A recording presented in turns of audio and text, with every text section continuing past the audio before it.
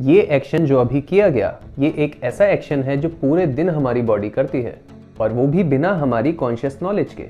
क्या बारीकियां हैं इस प्रोसेस की, और क्या इंपॉर्टेंस रखता है ये प्रोसेस हमारी बॉडी की फंक्शनिंग में, इसी बात से रिलेटेड है हमारा आज का टॉपिक। चलिए बात शुरू करते हैं।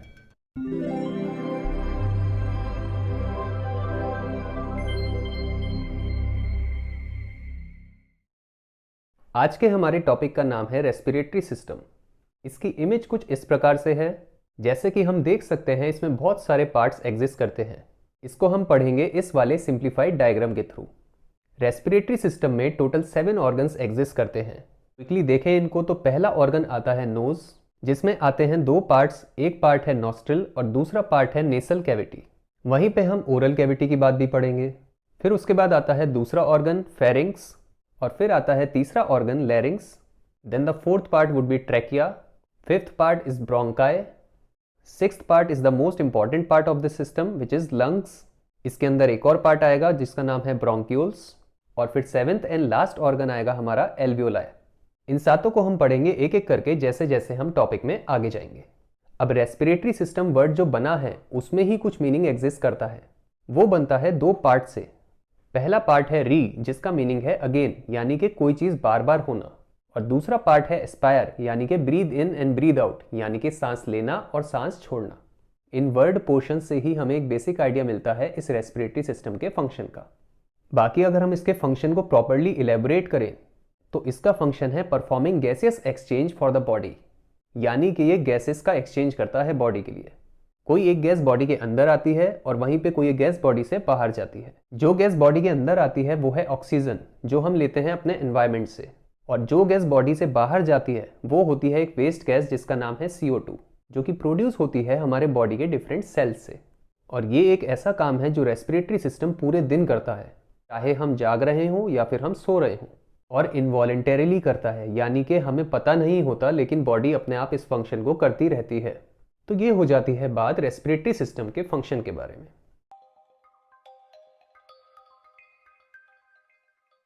अब चलिए बात शुरू करते हैं रेस्पिरेटरी सिस्टम के डिफरेंट ऑर्गन्स की।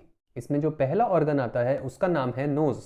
नोज में सबसे पहले आती है नॉस्ट्रिल्स, जिसको हिंदी में नथना के नाम से जाना जाता है। डिस्क्रिप्टिव्स की बात करें तो जैसे कि हम देख सकते हैं ये क्वांटिटी में होती हैं 2 इन नंबर।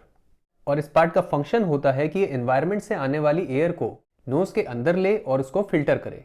और इस काम को करने के लिए इसके अंदर 2 चीजें प्रेजेंट होती हैं। पहले तो होते हैं फाइन हेयर्स, जिनको अगर हम ध्यान से देखें तो हम इस इमेज के अंदर देख सकते हैं, जिनका मेन काम होता है डस्ट पार्टिकल्स को रेस्पिरेटरी सिस्टम में आगे जाने से रोक देना। और नॉस्ट्रिल्स के अंदर एक दूसरा पार्ट प्रेजेंट होता है जिसका नाम है म्यूकस, जो कि होता है एक slippery fluid which is produced by the membrane that lines the nose, यानी कि उस लेयर के द्वारा प्रोड्यूस होता है जो नोज की इनर बाउंड्री पे आती है। म्यूकस भी एयर को फिल्टर करने का ही काम करता है। तो इस प्रकार से नॉस्ट्रिल में प्रेजेंट ये दोनों पार्ट एनवायरनमेंट से मिलने वाली एयर को फिल्टर कर देते हैं। ये तो हो जाती है बात नॉस्ट्रिल्स पार्ट के बारे में। अब नॉस्ट्रिल्स के बाद एयर जिस पार्ट में जाती है उसका पार्ट है नेसल कैविटी। ये होता है ये ग्रीन कलर वाला पार्ट, जो कि अपने आप में एक पूरा पैसेज होता है और जो प्रेजेंट होता है हमारी नोज के अंदर। यहाँ पे अगर हम नेसल कैविटी वर्ड को ब्रेक डाउन करें तो नेसल वर्ड का मीनिंग होता है something that is related to the nose, जबकि कैविटी शब्द का मीनिंग होता है एन एम्प्टी एरिया, यानी कि नेसल कैविटी एक एम्प्टी एरिया है जो हमारी नोज के अंदर प्रेजेंट होता है। इस पार्ट का फंक्शन होता है कि जो एयर नॉस्ट्रिल से आई है उसको ये नेक्स्ट पार्ट तक लेके जाए। ऑल्सो नेसल कैविटी के साथ साथ एक और ऐसा पार्ट है जो यहाँ पे प्रेजेंट होता है, and that part is known as the oral cavity. अब यहाँ पे भी अगर हम वर्ड को ब्रेक डाउन करें तो कैविटी शब्द का मीनिंग तो हम जानते हैं, कोई खाली एरिया। ओरल शब्द का मीनिंग होता है something that is related to the mouth, यानी कि माउथ के अंदर का जो खाली एरिया है वो होता है ये, that is it is the air filled space inside the mouth. इस पार्ट के फंक्शन की अगर हम बात करें तो ये वो सेकंड एरिया है जहां से एयर पास होती है हमारे सिस्टम में आगे की तरफ। यानी कि रेस्पिरेटरी सिस्टम के अंदर सिर्फ नोज से ही नहीं, माउथ से भी एयर पास होती है। ऑल्सो ये पार्ट सिर्फ एयर को ही नहीं बल्कि फूड को भी आगे की तरफ पास करता है। तो ये बात हो जाती है कंप्लीट हमारे इन पार्ट्स के बारे में, which were nasal cavity and oral cavity. अब यहीं से अगर हम बात को आगे लेके जाएं तो अगले पार्ट का नाम होता है फेरिंग्स। इस पार्ट को थ्रोट के नाम से भी जाना जाता है, हिंदी में गल कोश के नाम से जाना जाता है। इसको अगर हम डिस्क्राइब करें तो हमारे जो पिछले दोनों पार्ट्स थे which were nasal cavity and oral cavity, उन दोनों पार्ट्स का ही कनेक्टर है ये कहीं ना कहीं। इस पार्ट के फंक्शन की बात करें तो इसका पहला फंक्शन है कि ये एक पाथवे यानी कि एक रास्ते की तरह एक्ट करता है फॉर टू थिंग्स। पहला है फूड, जिसको ये ले जाता है माउथ से ईसोफेगस तक। Oesophagus that is the food pipe which is present inside the digestive system. और दूसरी चीज जिसको ये ले जाता है वो है एयर, और ये एयर वो है जो दोनों ही एरिया से आ रही है, माउथ से भी और नोज से भी।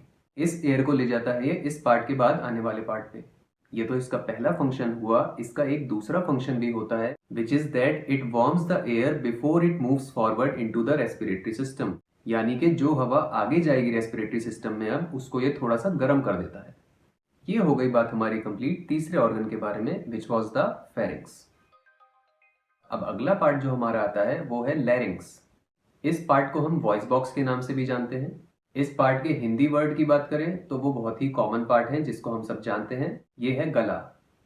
इसको डिस्क्राइब करें तो इसकी लेंथ होती है करीबन 2 इंच और ये पार्ट बनता है एक तरह की मसल्स से जिनका नाम है वोकल कॉर्ड्स। अब जैसा कि ये नाम है यहीं से इसका मीनिंग भी आता है। वोकल मतलब कोई ऐसी चीज जो वॉइस से रिलेटेड है, और ऐसा ही कुछ फंक्शन है लैरिंक्स का। इसका फंक्शन होता है ऑर्गेनिजम्स के अंदर स्पीच को प्रोड्यूस करना, और ये स्पीच ये प्रोड्यूस करता है इन्हीं वोकल कॉर्ड्स वाली मसल्स के द्वारा, जो जब वाइब्रेट होती हैं तो साउंड प्रोड्यूस होती है। तो अगर ये मसल्स वाइब्रेट नहीं करेंगी किसी कारण से तो साउंड प्रोड्यूस नहीं होगी। ये हो जाती है बात हमारी कंप्लीट लैरिंक्स पार्ट के बारे में। अब लैरिंक्स के बाद जो अगला पार्ट है उसका नाम है ट्रैकिया। इस पार्ट को विंड पाइप के नाम से भी जाना जाता है, और हिंदी में इस पार्ट को वायु नली के नाम से जाना जाता है, जो कि विंड पाइप शब्द का ही एक डायरेक्ट हिंदी ट्रांसलेशन है। डायग्राम में ये कुछ ऐसा दिखाई देता है और इमेज में ये कुछ ऐसा दिखाई देता है। इन दोनों ही पिक्चर्स में हम देख सकते हैं कि इस पार्ट में कुछ रिंग्स प्रेजेंट होते हैं। इन रिंग्स को कहा जाता है रिंग्स ऑफ कार्टिलेज, जो कि होती हैं एक तरह की softer and elastic type of bones, जिनके पूरे पैसेज पे यानी कि रास्ते पे म्यूकस प्रेजेंट होता है। म्यूकस सब्सटेंस की बात हम ऑलरेडी पहले कर चुके हैं। जैसा कि हम देख सकते हैं ये पार्ट अपने आप में काफी लेंदी होता है, और इसके फंक्शन की बात करें तो ये पार्ट भी एयर को ट्रांसफर करता है पिछले पार्ट से अगले पार्ट की तरफ। ये कार्टिलेज वाला पार्ट जो ट्रैकिया के अंदर प्रेजेंट होता है ये हेल्प करता है ट्रैकिया को कि वो कभी कोलैप्स ना करे, क्योंकि जब जब ट्रैकिया के अंदर एयर प्रेजेंट नहीं होती तो देयर इज अ पॉसिबिलिटी कि ट्रैकिया वहां पे कोलैप्स हो जाए। लेकिन ये जो कार्टिलेजेस हैं ये उस सिचुएशन को प्रिवेंट करते हैं। हम अभी तक एक पैटर्न भी देख रहे हैं, और वो पैटर्न ये है कि पिछले 2-3 पार्ट्स ऐसे हैं जो एयर के ट्रांसफर का ही काम कर रहे हैं। ये हो जाती है बात हमारी फिनिश ट्रैकिया के बारे में।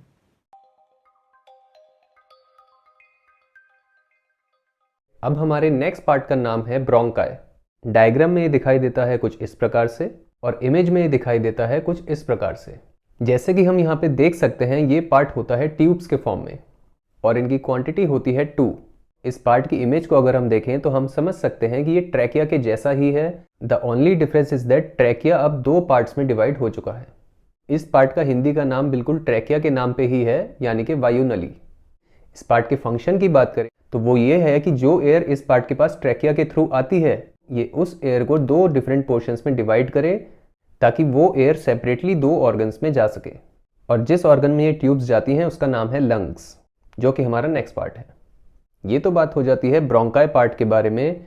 यहाँ से अब हम चलें अगले पार्ट की तरफ, तो हमारे अगले पार्ट का नाम है लंग्स। लंग्स रेस्पिरेटरी सिस्टम का सबसे बड़ा ऑर्गन है और सबसे मेन ऑर्गन है।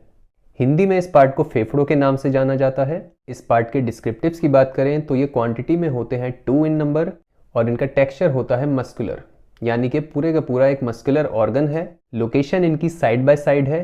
लंग्स के बारे में कुछ इंटरेस्टिंग डिटेल्स भी हैं जो जानने लायक हैं, जैसे कि एक ब्रेथ यानी कि एक सांस में जो हम एयर इनहेल करते हैं वो है 0.5 लीटर्स यानी कि आधा लीटर।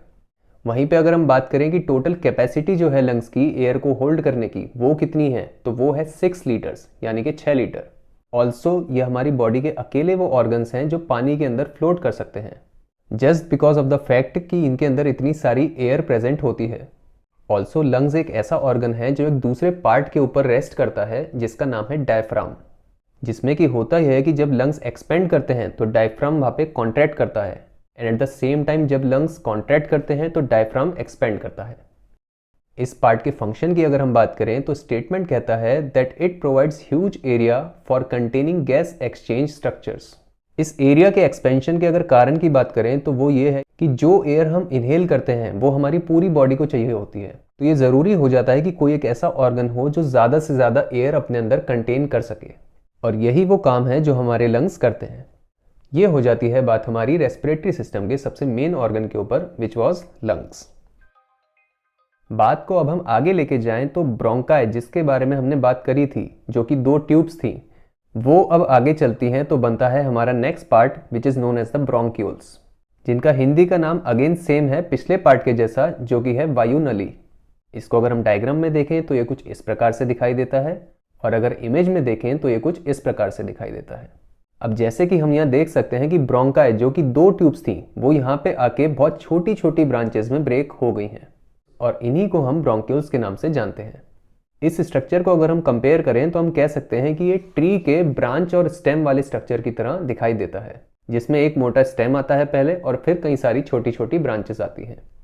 और यहीं से हम समझ सकते हैं इस पार्ट का function, which is that it provides large surface area for air distribution, यानी कि ये बहुत बड़ा एरिया प्रोवाइड करता है उस एयर को जो हमारे लंग्स के अंदर आ रही है, ताकि ज़्यादा से ज़्यादा एयर वहाँ पे इकट्ठी हो सके। इसको अगेन अगर हम समझना चाहें तो अगर हम एक ट्री की बात करें तो नॉर्मली एक ट्री में पहले एक स्टेम आता है और फिर कई सारी ब्रांचेस आती हैं। लेकिन सपोज करिए एक ऐसा ट्री जिसमें ब्रांचेस हो ही नहीं, सिर्फ स्टेम हो, तो क्या इस स्टेम वाले ट्री में उतनी ही लीव्स प्रेजेंट हो सकती हैं? ये पॉसिबल ही नहीं होगा, क्योंकि उनके लिए यहाँ पे उतना एरिया प्रेजेंट है ही नहीं, यानी कि इस वाले ट्री में बहुत कम लीव्स आ सकेंगी। और सेम सिस्टम यहाँ पे भी वर्क करता है। जब तक यहाँ पे छोटी छोटी बहुत सारी ब्रांचेस प्रेजेंट नहीं होगी, तब तक लंग्स के अंदर एयर इकट्ठी नहीं होगी। ये हो जाती है बात हमारी कंप्लीट ब्रोंक्यूल्स के बारे में। अब आता है हमारे रेस्पिरेटरी सिस्टम का आखिरी पार्ट, जिसका नाम है एल्वियोलाई। एल्वियोलाई को हिंदी में वायु कोष्टिका के नाम से जाना जाता है। डायग्राम में देखें तो ये कुछ इस प्रकार से दिखाई देती हैं, और इमेज में देखें तो ये कुछ इस प्रकार से दिखाई देती हैं। अब जैसा कि हम देख सकते हैं, ये बिल्कुल बैलून के जैसे दिखाई देते हैं, और ये लोकेटेड होते हैं हमारे पिछले पार्ट यानी कि ब्रोंक्यूल्स के एंड्स पे। इनकी टोटल क्वांटिटी की बात करें अगर हम, तो वो बहुत ही बड़ी क्वांटिटी है। It is a total of 60 crore alveoli collectively in the 2 lungs, which is a huge number. इसको आप ऐसे समझ सकते हैं कि अगर हम इनको पूरा स्प्रेड आउट कर दें और हम देखें कि कितना एरिया कवर हो रहा है, तो वो है 80 मीटर स्क्वायर।